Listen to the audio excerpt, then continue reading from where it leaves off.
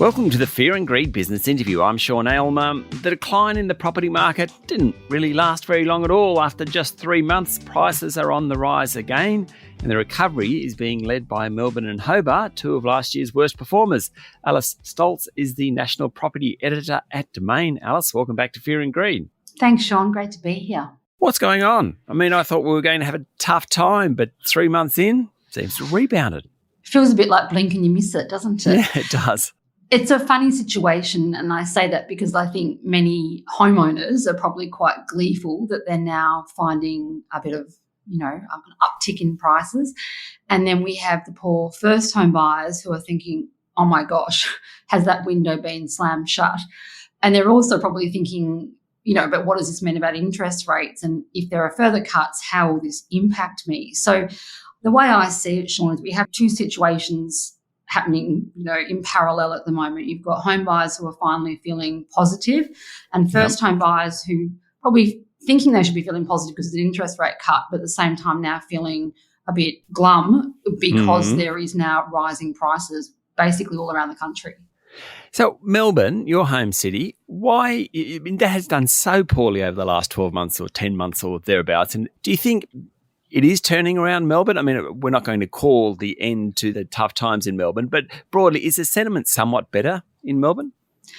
It's so fascinating, Sean, because you can feel this so starkly out at auctions on a weekend. For example, auctions I went to on the weekend, I was down into parts of Bayside and then Frankston areas, and we're seeing such an influx of investors into that market.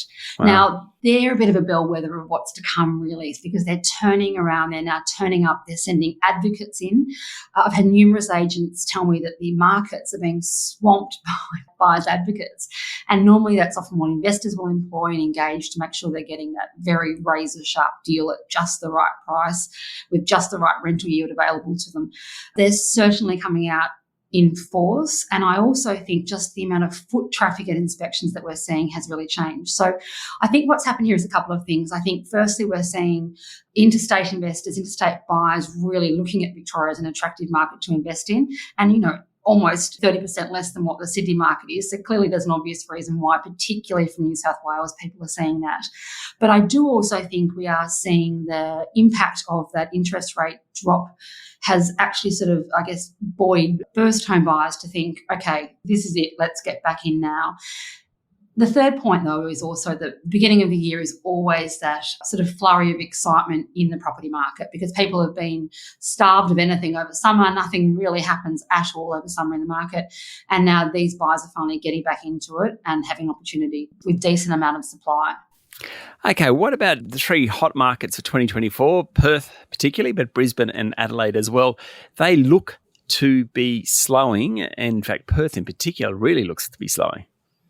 Yeah, they're fascinating, those markets, but they have just seen such supersonic growth, particularly Perth. That market's been absolutely firing on all cylinders. So although I'm sure many homeowners in Perth might think, oh gosh, this is not good, I would sort of, without trying to sound like a Democratic parent here, think, well, look, you've had a pretty good run there, guys. This is probably what needs to happen to allow other players to get into that market. When I say that, really, I mean ultimately first home buyers. Yeah. Adelaide and Brisbane are also slowing somewhat.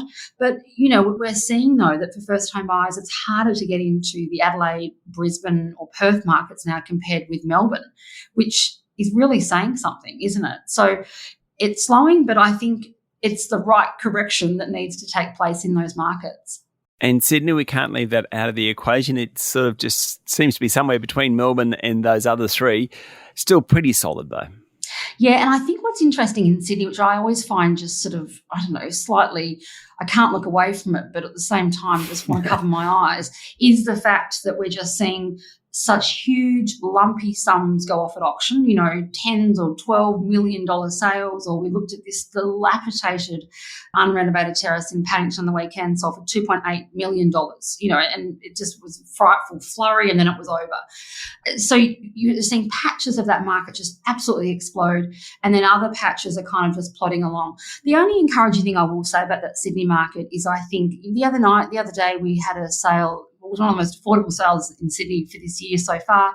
2-bedroom, balcony, courtyard or something in Homebush around 600K. So Wow. my point is this, it's that if you're willing to make compromises on location type of property, there are options there. And I guess that's what's interesting when you look a bit below the surface. There are still opportunities there if you're willing to compromise. We'll take a quick break, Alice, and be back in a moment.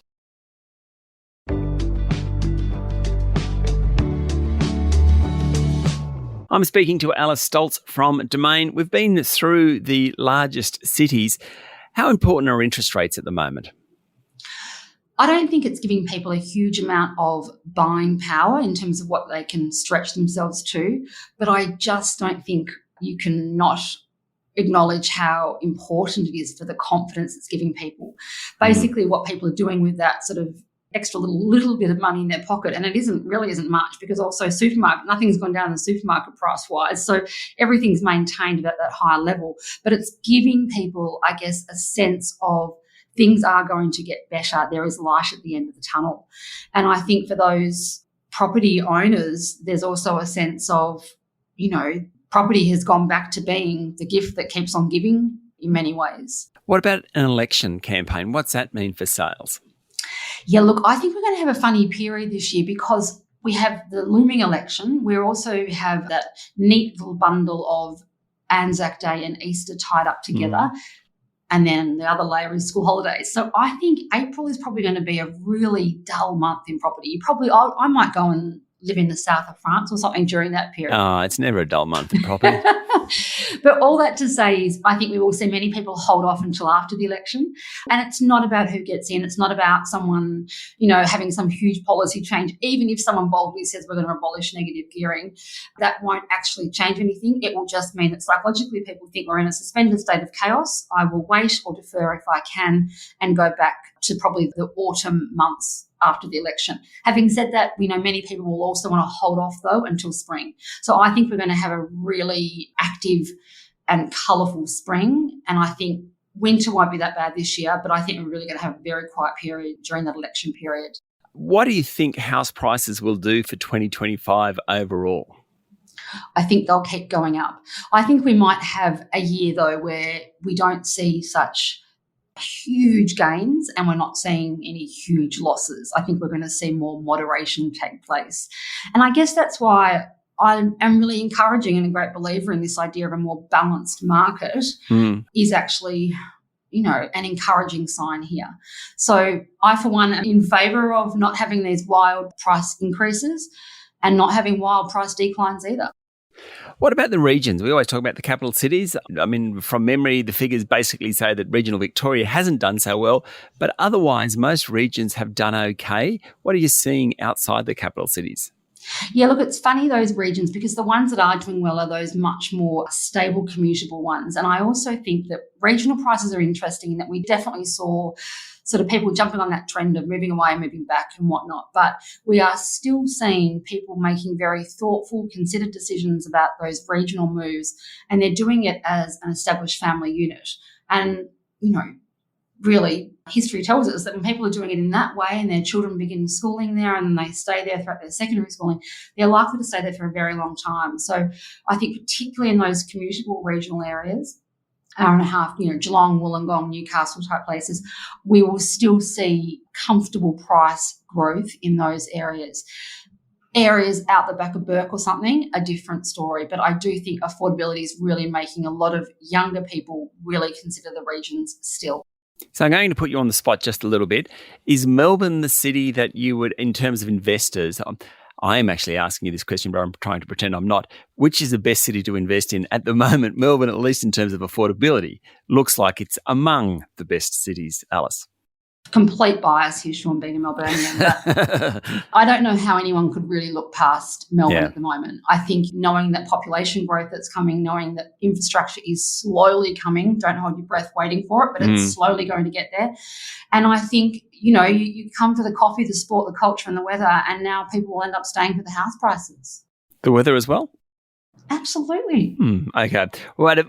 Sorry, also to Melbourne, though, there is the issue about taxes, the elephant in the room at the moment. It's just sending people fleeing to the hills. I want to put that on the record that it's abhorrent, but it's just part and parcel of life here. So what's the city that looks overpriced at the moment?